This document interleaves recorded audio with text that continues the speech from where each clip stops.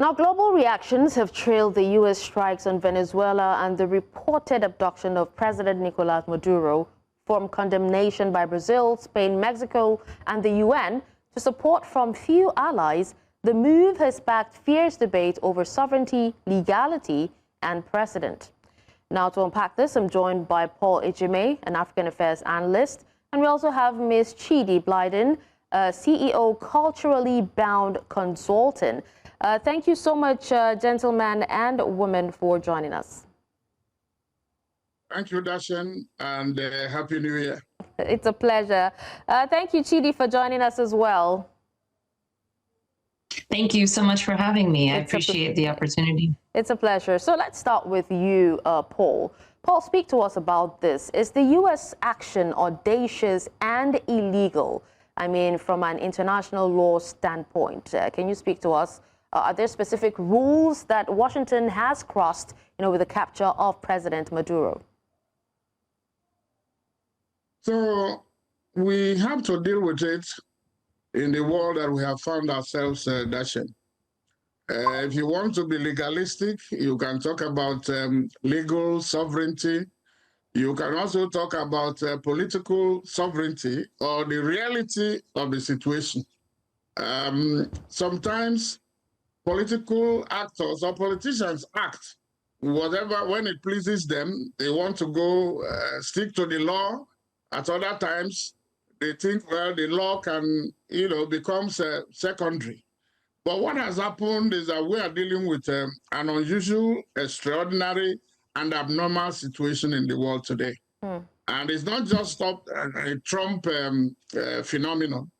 Many leaders are acting, permit the word, abnormally, rogue, if you like. They are no longer governing, they are suppressing their people, opposition. There is what you call state capture. And a lot of things has gone in that opposition people are either abroad or in prison. And then you now find people who, when political leaders, when the going is not positive at home, they want to go outside externally to find some what they call low-hanging fruits, to have something to bring to their constituencies or their supporters. They must have made political or election promises, but when it is difficult to achieve at home, they now go abroad to come and shop for results.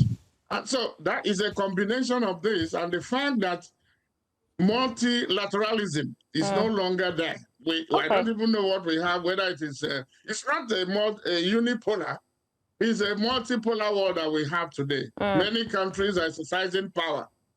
Not only America, China is coming up, India, everybody. It is in that mix that we have found ourselves, and then it becomes unpredictable, and there's a level of uncertainty in international relations. All right, now let's hear from Chidi. Let's have your thoughts. The Trump administration argues that it is enforcing U.S. domestic law and not international law. Would you say this is a legitimate legal strategy or simply a way to bypass, global rules altogether? I think you have a little bit of both. Obviously, Venezuela's proximity to the United States makes it a priority region to be able to assert U.S. Power and position and maybe posture even. But I think what Paul outlined is something that we should focus on. Whether or not this was actually legal in international law should have a say in whether or not this is legal in the eyes of the United States. I mean, the White House has tried to justify this by saying that the military actions were in defense of the U.S. government, given the drug flow and trafficking that happens from the Western Hemisphere. But I think we have to be clear that this was not something that was done in self-defense. This was not something that was invited by the host country. Absolutely. And it was not something that was authorized by the UN Security Council. And for those reasons alone, I think there has to be a deeper look into why the United States is taking unilateral action in something that has global implications. I would agree with Paul in the sense that there are tactics that are used to try and distract from maybe domestic issues or other issues that are happening. But we do need to really understand, I think, where the Trump administration is coming from. The U.S. national security strategy does have particular interest in understanding national security interests that might threaten the homeland, and the homeland is considered the United States and proximity of the hemisphere that it's in. And that we don't fully understand why this action would have been taken unilaterally, particularly given that it exists within a greater hemisphere and there are other countries that will be implicated. All right. Now, coming back to you, Paul, Venezuela remains a recognized sovereign state, regardless of Maduro's legitimacy. But why does that distinction matter so much under international law? Well, not that it matters so much, and depending on who is doing the definition, like Chidi and I have said, politicians, they have become, they move with impunity. They try as much as they can until they are stopped. If nothing stops them, they go the whole hog. And that is what is happening. Let's face it, Maduro has not covered himself in glory. Let's face it. Neither will Trump actually escape with justification, whatever justification he wants to offer here. There ought to have been some, consultation, and even his allies in Europe or NATO countries, some of them are doing a catch-up to see where they can, they don't want to annoy him. That is the issue. He is the new sheriff in the block, and he come at you. Doesn't matter who you are, no matter how lowly you are placed, you see him talking, getting to journalists, media people, you will call them, fake news and all that. Yeah. But at the same time, too, Dashin, what I want to bring to us in the case of Africa is that your citizens are your greatest defense. In some attacks, some people say you are using you have human shield. Your citizens and your governance system becomes your report, that will determine your defense. But we're seeing so many protests happening within Venezuela itself. And yes, that is where I'm coming from. To say that the man has not, he hasn't been inclusive in his governance. No. I mean the protests are against what is happening to him here. For and against, yes. But also look at abroad and see the number of the thousands of Venezuelans that are outside and also celebrating. I was going to draw a parallel between Maduro and the former South African President Nelson Mandela, who spent more than 20 years in prison and came out. He will be greeting his people on the streets.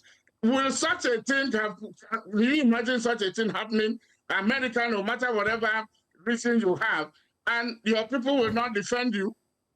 But what we have are leaders or rulers who have distanced themselves. There is a disconnect between them and the people they are supposed to govern. And that exposes them. Instead of bringing people together, instead of governing and making people the majority, it's not everybody, but for the greater majority, let them feel the impact of your governance. They're not. Where in Africa will you see that? Even in Guinea-Bissau or Benin, or where? Some people are also talking about Nigeria. That's why you find protests here and there. So that is what this Trump strike will do. I think everybody will learn, everybody will, no matter how you may say it is illegal, it is, it breaks international law. But there is a message, there's a signal here that you better sit up. Otherwise, because imagine in Nigeria, I think one of the senators was saying he cannot dare talk to, who is he to talk to Trump, or that Trump is on our neck. In other words, Nigerians don't matter, it is Trump. So if it will take, if Trump has now become the beginning of international wisdom, So maybe let it be. But it's sad. So let the leaders get their act together and lead from the front and deliver on what they have promised. Africa is not zero. I'm zeroing on Africa because that's my continent. We are not zero poor, but we are poorly managed. But if we take a foreigner to come and teach us what to do, it's unfortunate, but let the lesson. Can we learn the lesson? Okay. Chidi, let's hear from you. You heard what Paul had to say. He talked about politicians with impunity and also that the fact that Maduro wasn't covered in glory. Let's also talk about, the head of state immunity in this case. Do you think, is there any precedent for a foreign leader being seized, flown to another country, and also prosecuted this quickly? I do think that there is a dangerous precedent that's being set here if we are to begin to sort of identify heads of state that do not necessarily comport with certain standards, particularly Western standards, and we start to move in and think that as the West or as other countries, we have the right to sort of infringe upon sovereignty in a nation. That being said, I do agree with some of what Paul said in the sense that you have protests, and Dashin, I think you mentioned this as well, you have protests happening on both sides. The Maduro regime was not one that was widely welcomed in country, and you have supporters who are against obviously his capture, and you have those who are for it. But what does that say about the country, the citizens, and how they feel their life and their livelihoods were in Venezuela before this occurred? And no matter what you could say about any particular group of individuals, I don't think that it allows for the right for another country to come in and take your head of state. Their sovereign affairs of a country should be governed, ruled, and enforced by the country and its citizens. And that's a role that they have to play as participants and citizens of a country. But does it matter even if the U.S. says that it does not recognize Maduro as a legitimate president? Does non-recognition automatically erase a leader's legal protections? I don't think that it does. The recognition of the United States is one country. As we said, this under international law does not pass what we would consider to be the sniff test. There are other opinions that matter, particularly when it comes to deciding whether or not there's a fragile state or a failed state. When there has been agreement and accordance amongst the international community to help and step in, I think that's when you have better outcomes. Okay. Now, coming back to you, Chidi, Paul. Paul, the operation was carried out without UN authorization, just as Chidi has actually stated earlier. Does this amount to a direct violation of the UN Charter? Legally, yes, it does. And let me make one correction here. What I have said does not in any way approve of what the country or another leader can go somewhere and pick up another leader of another country and begin. But when the people, it's not just the leaders, even the citizens themselves, you are not expecting, for instance, many leaders in Africa cannot provide the basic, deliverable of governance, security, and, welfare of their citizens. But you have governments that are sitting on abundance of resources and only using it for their own good and forgetting the other people. And if the people themselves become part of it, become complicit, because you have a legislature that has been bought, that has been captured, you have a judiciary that is not it's not even independent or no longer the hope of the common man. What do you expect? When all these have, giving up their own responsibilities, and who do you expect now to come and deliver them? So they are complicit, and they bear the greatest responsibility. They say that the country deserves the government that it gets. So that is where I will put that one. But at the same time, yes, legally, but has America ever regarded the UN as respected any law or whatever? America has never done that. This is not the first time. It's always been there. By the way, this is not the first foreign leader that America will render or take to their own country. Remember, Noriega was, I don't know whether he's still alive or he's still in prison. The same thing of Panama. So it's all, but what has happened is that they are now normalizing the abnormality. It used to be exceptions that occasionally you find such a thing happening, but it has become the normal because nobody is asking questions. Everybody is pretending as if everything is okay, funky-dory, but it's not.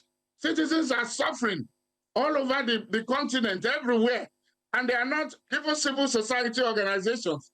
Some of them have become complicit. Legislators, lawmakers are no longer living up to their responsibilities. And judges or lawyers, everybody, even the media, we have become so timid. Nobody is there to even play their own role. And what do you have? You have a set of people.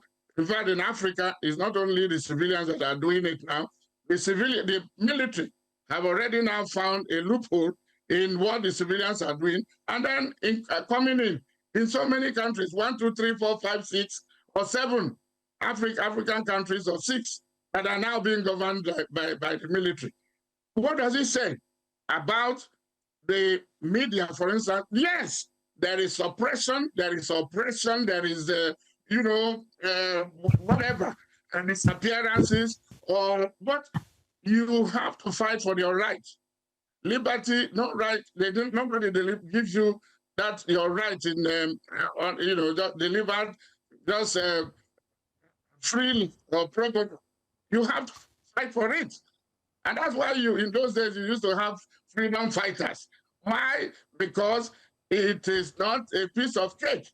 If you sat down, say it's not my concern, let others do it, that is when foreigners are now intruding. They have now taken over the job of what the citizens of a country ought to do for themselves. All right, now coming back. I don't know whether I'm making any sense. Yes, you are, sir. Coming back to you, Chidi. Chidi, you are former Deputy Assistant Secretary of Defense for Africa. Now, the U.S. frames this as law enforcement and not warfare. You know, even though some would actually make a case that they've changed the name of Ministry of Defense to Ministry of War. But then at what point does, law enforcement become outright aggression? I think you've done a really good distinction of the two. What we are hearing from the Trump administration now is that this is in the interest of protecting, obviously, the U.S. homeland, the drug warfare trafficking that we're experiencing here in the United States. They are tying that deliberately and intentionally to what is happening in the Western Hemisphere, and their national security strategy that was released a few months ago dictates really clearly that there will be greater involvement from the U.S. both policy, diplomacy, and defense space to ensure that the national interests of the U.S. are protected from the White House.